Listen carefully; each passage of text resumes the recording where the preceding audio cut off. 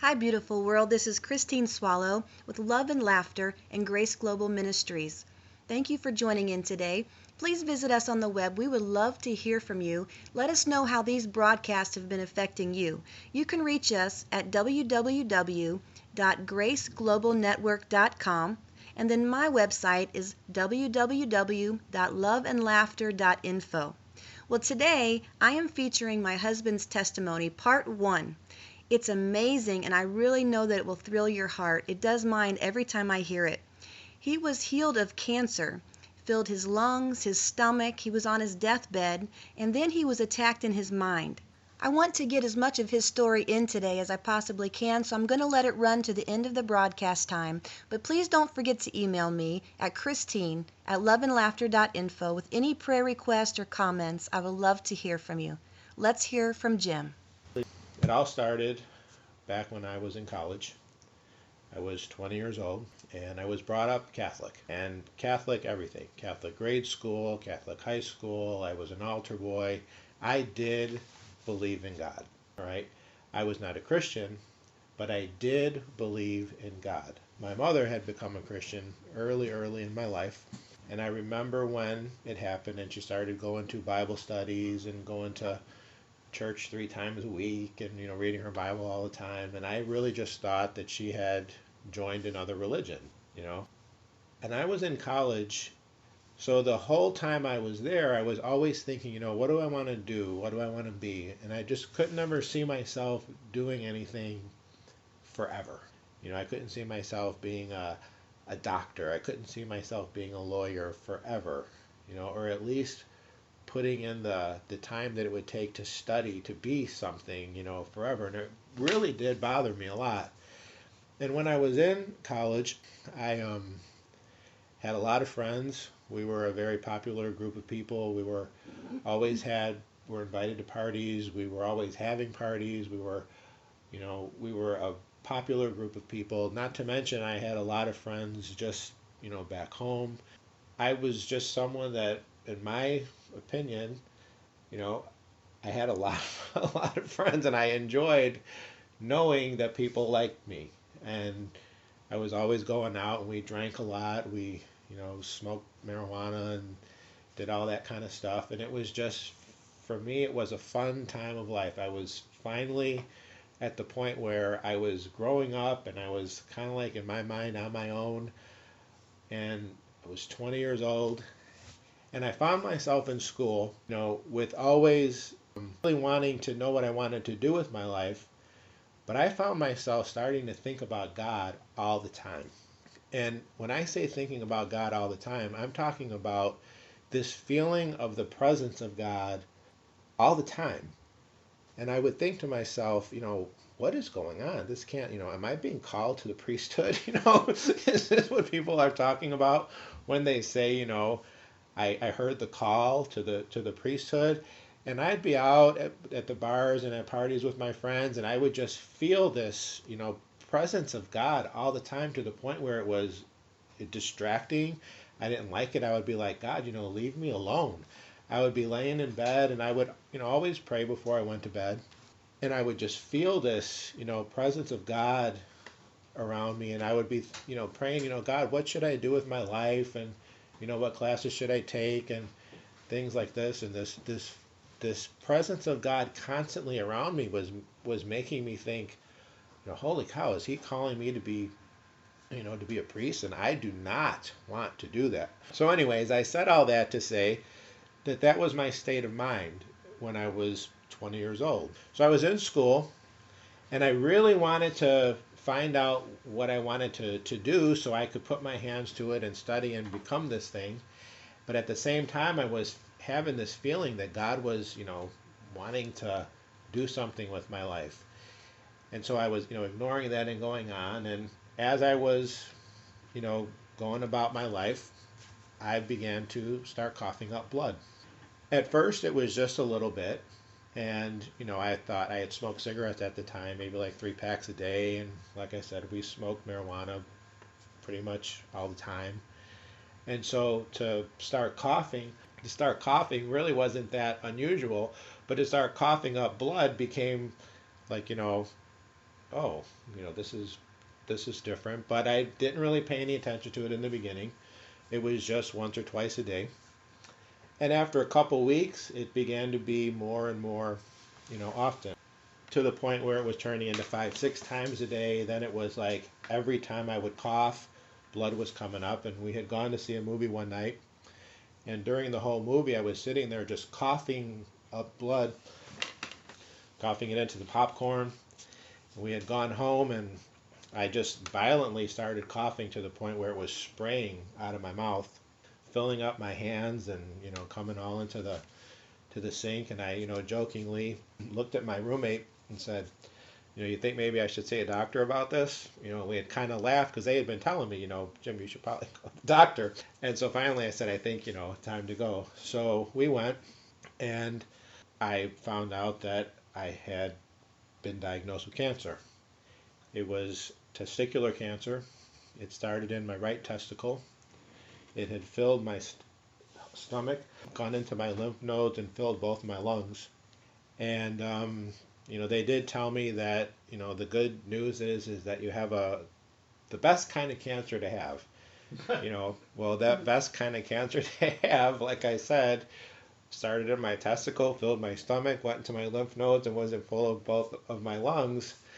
And so I said, all right. And it was a shocking report to hear.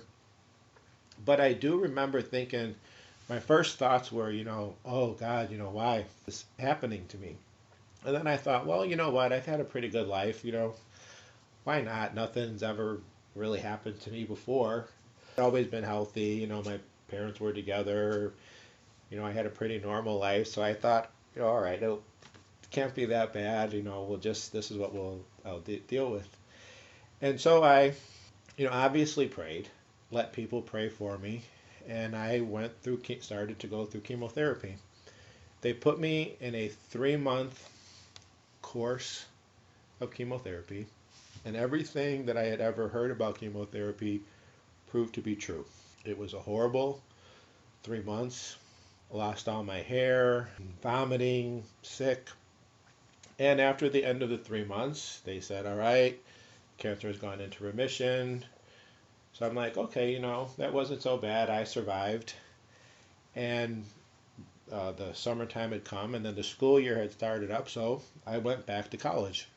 And when I got back to college, it was right back into that feeling of, well, what am I doing here? I was an undecided, my major was liberal arts undecided, and I bothered me. And I didn't want to keep wasting my time, but I thought I have to better myself. So I was there. And the feelings of the presence of God started to come back again. I'm like, here I am again with this feeling that God is with me everywhere that I'm going, and I can't really enjoy myself because this presence of God is always here, and I'm praying for God to give me direction with my life. So I was back in this dilemma. The cancer had come back, and I thought, oh, here we have to go through this again. My family mainly started to talk to me about being born again. They started talking to me about things that I had always known and things that I believed. But like I said, I looked at being born again as a religion. And at this time, I had my aunt, my uncle, my cousins. They had all become Christians over the course of, the years, and I had never really realized this. And now they were all, born again. And I was kind of like the only person who wasn't. And they started talking to me about becoming a Christian, and I did not understand why they thought I needed to do this. They would ask me questions. They would say, well, Jim, you do believe in God, right? And I would say, of course I believe in God. Jim, you believe that Jesus was the Son of God, right? And I would say, I absolutely believe that. You believe that Jesus died for your sins? I believe that. They said, do you believe that he rose from the dead? I say, yes, I believe that. Why don't you pray and ask him into your heart and become born again? And I didn't understand why they were asking me to do that. I felt like they were trying to get me to pray this prayer and be in there like a cult or something. So I didn't want anything to do with it. So I just pretty much flat out said, I don't know why you're all trying to get me to pray this prayer, but I'm not going to do that. So we all agreed that, okay, they would just pray for me, that the cancer would go away, and we would leave it at that. So they did that, and I was going to be starting, this was right around, it was Thanksgiving, and I was going to be going into the hospital to start the chemotherapy that Monday. So I let them pray for me. I went to start the chemotherapy that Monday. And when I started this new, they wanted me on a 6-month round of chemotherapy this time. And this first session of chemotherapy made the whole 3-month chemotherapy that I had done previously look like nothing. The 1 week that I was in there, my hair had all fallen out like right away. The vomiting was much more intense. Everything was a whole lot more. And I remember thinking to myself, this is really bad. This is really bad here. And all the while I would be thinking about the things that they were telling me, that if I didn't ask Jesus into my heart, if I wasn't born again, I wouldn't go to heaven, and things like that. And things I believed what they were saying were true, but I didn't believe that they were true for me. Because if there was one thing that I knew about myself, I was a good person. I mean, I may have had sin in my life, and I might have done this, and I might have done that, but I did know that I was basically a really good person. And I knew that if they were going to go to heaven, I was certainly going to go, because I knew I was a better person than them. Even though I wasn't, didn't pray their prayer. I just knew my heart, and I knew I'm really a good person. Those weeks of that chemotherapy and that month, how sick I had gotten in that 1 month made me really start to think, I'm going to become a Christian. I am going to ask Jesus into my heart. Because I don't know how I could tell you this, but I knew that if I asked Jesus into my heart, he was not going to come into a cancer-ridden body.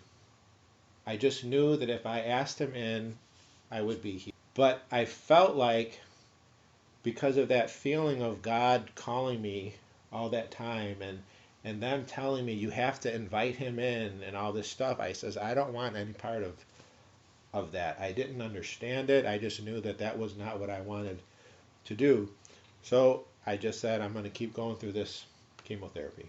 And as I had gotten, a little bit at the end of the month, you start to recuperate. The thought of becoming a Christian, I just dismissed it again once I started to feel better. And I started that next month of chemotherapy, and that next month made that month before that, it was 10 times worse. I was so sick, so vomiting. I used to just sleep in the bathroom. I would put the pillow right by the toilet. It was nice and cool on the floor. I would just wake up and vomit, lay back down. And I thought, I started to think to myself, I'm not going to make it. I know this is real bad sick, and I know that I'm not going to survive this for 6 months. So I started to think to myself, I am going to ask Jesus in my heart, and I'm going to become a Christian. I'm going to do this because I know it's all going to be fine. But I started to think about my friends. I started to think about, the lifestyle that I was living and the popularity and, the things that, just the way that I lived, and how am I going to make this transition? I'm this guy who goes to parties. I have parties. I hang around with people. We drink beer all the time. We smoke marijuana. We smoke cigarettes. We're just fun people. And now all of a sudden I'm going to become this Christian person. How am I going to make this transition? Well, I was so sick that I just said I didn't really care about it. I knew I had to get Jesus to come into my heart to heal me. And that was just, where I was at. I had to do that. So I was around Christmas time now. We were on break, and I was driving out to visit a friend of mine, and he lived way out in Aurora, and I was taking the interstate to get there. And I thought to myself, how am I going to make this transition? How am I going to start to tell people that I'm going to be a Christian now? And I thought, all right, I'm going to start with my friend. I'm going to tell him, hey, I have this cancer and I'm thinking I'm going to die. And, people are telling me that I might go to hell if I don't have Jesus in my heart and if I'm not a Christian. So I'm going to do this because of, and I was thinking, all right, well, I'm going to try it out on him and it'll all be good. And I was playing it over in my mind as I was driving, and I saw a vision in front of my eyes, an open vision that you hear people say that they have. It was like I saw a picture in the sky. And I was running over talking to him, and I was telling him that Jesus did this for me, and if he did it for me, he'll do it for you. And I was going to hell, and now I'm not, and I had cancer, and now I'm fine, and I'm no different than you are. And all of a sudden, I saw myself speaking and telling this to a room with thousands of people in it, maybe 5,000 people. And I was just standing there, and I was so, bold, and I was telling people, God is real, and, he will save me from this cancer, and he'll save you, and he healed my body, and I was going to hell, and if he did it for me, he'll do it for you. And I got so excited seeing me telling this to these people, and I said to myself, this is it. This is the thing that I want to do. I got so excited. I felt like alive. I said, man, if only there was a job like this. If only I could go to school and learn how to do this for a living. This is what I would really want to do. And all of a sudden, I heard as clear as a bell, that is a preacher, and that's being in the ministry. And I went, oh my God. And all those thoughts of being in school and that feeling of God coming when I was sleeping and being out and I said, it's for real. Now, I know for sure that God has, called me. There was no denying it. I mean, I accepted it. I said, this is it. This is the thing that I want to do. And then I just started to just lie to myself, and I would say, trying to make it myself think that I didn't really think that was a good idea. And I was going, yeah, but and I was thinking, oh no, now what do I do? Because I really, really have heard now. So needless to say, I got to my friend's house and I didn't mention a word. I didn't tell him a thing. I didn't tell him I was thinking about becoming a Christian and I was going to start reading the Bible and all these things that I was role playing telling him. And I went back for the chemotherapy that was going to start the next Monday. And I told God, I said, I am not asking you into my heart. I will go through this chemotherapy. If I die, I die. It doesn't, it doesn't matter. But I'm just not going to do that. And this next time, now this was January, was coming up. And I went in for this chemotherapy. This third month of chemotherapy started. That was 100 times worse than the month before, which was worse than the time before that. As this was going on, I thought to myself, I don't care about anything. I am going to become a Christian because God is going to heal me. I don't care about anything. I'm just going to do this. And being that I was brought up Catholic, I really thought, I've got to become a Christian in a church. It's got to be, this official kind of ceremony to become. And so I had gotten so sick during this period of time that I was needing blood transfusions. I would vomit so violently that my nose would bleed, and I would need blood transfusions. I would was passing out. It was just a horrible period of time. And all I knew was that I had to get to this church. I in my heart, I had to go to my aunt's church, which was out here in Wooddale. And I had to get there. That's for some reason, that's where I just felt I had to do this. I had to become a Christian at Agape Church. And they were meeting at the time at this junior high over here. And so this Sunday morning came. I had finally gotten enough strength to be able to get up and go. So I got all dressed As sick as I was, I went. They were meeting in this gymnasium, and I was sitting up in the back and laying on the floor. I was just laying in the middle of the floor in the back where no one could see me, just waiting for the service to get over so I could go down and get prayed for and become a Christian and get this cancer done, because I knew I was not going to make it if I was going to go for 3 more months of chemotherapy. I was absolutely certain of it. And there was a guest speaker that was there, and he was talking, and he stops his service, and he says, and I want everyone in this church to know that today you're going to see that man right there healed of cancer. And all the people stopped and they looked at me, and I got so embarrassed. I said, oh my God, I can't believe that this guy embarrassed me like this in front of all this whole church full of people. And I got so embarrassed that I thought right away, I'm going to throw up. So I got up and I started running out of this church, bald and just sick. And I started running out because I thought, I'm going to vomit. And I went running to the bathroom. I got to the bathroom. I was throwing up in the toilet, and all of a sudden the usher comes in, and he says, can I help you? And I said, I came here because I wanted to get prayed for cancer, and I wanted to become a Christian. And that guy in there just embarrassed me like that. I can't believe that he did that, and it made me throw up. So I was in there, and while I was throwing up, he leads me in this real simple prayer, and he says, okay, that's it. And I was like, wait, what? And he says, okay, that's it. I said, what do you mean that's it? I go, now I'm a Christian? And he says, yeah. I said, I could have done this over the telephone. I said, why did I come out? I drove 25 miles. I'm sick. I came out here and I just prayed this little prayer, and now you're going to tell me that I'm a Christian now? And he says, okay, yeah. And I says, well, I'm going to go in there because I want them to pray for me.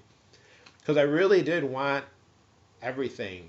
I'm like, I wanted hands laid on me. I wanted people speaking in tongues. I wanted it to be in a church.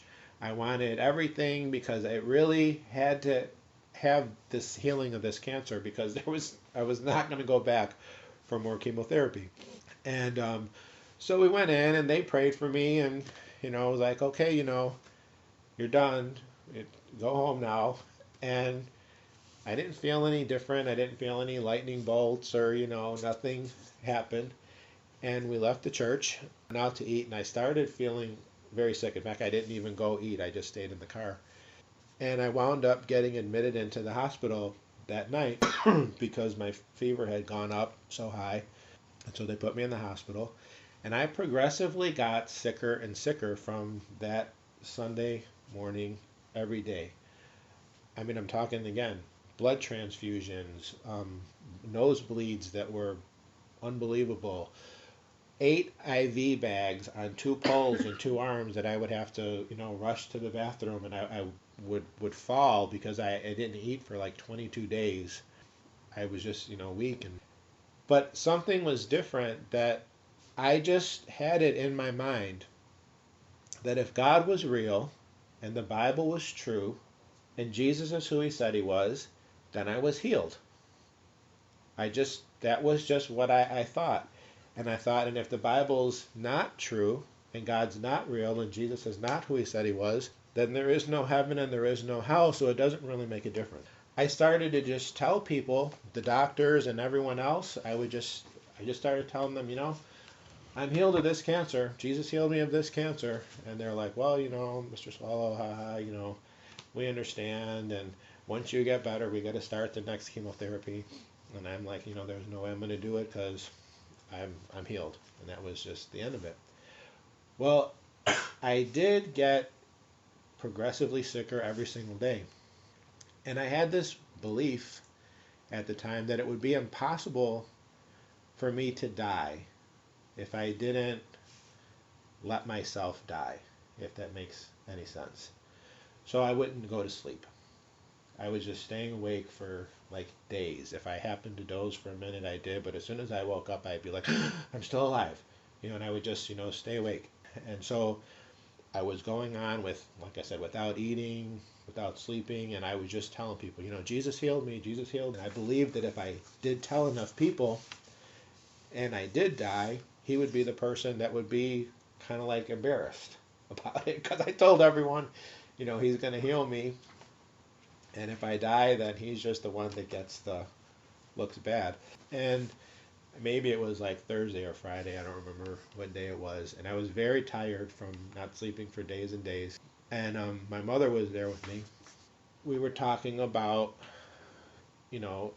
she was asking me, are you tired and what's keeping you going?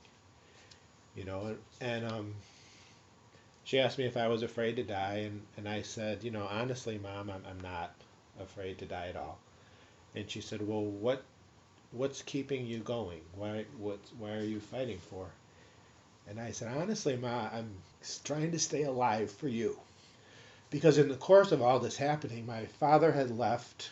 They were getting a divorce. I was having cancer 2 times. The least I could do is just live. Go through all this and then you die on top of it. So I told her, I said, this is really the reason that I'm wanting to live. And she told me, she goes, I think about dying a lot too. She goes, especially after this past couple of years, And I asked her, well, what keeps you to want to go on? And she said it was my sister, because my sister was very little at the time. She goes, I gotta be here for her.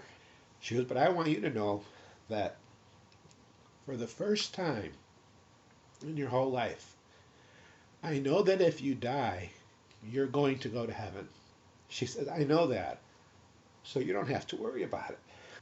And she was touching my face, and to hear her say that, like, gave me her blessing or whatever, my eyes shut immediately, and I could feel her touching my face, and I couldn't open my eyes to look at her. I couldn't lift my hands, and an incredible comfort was coming into my body,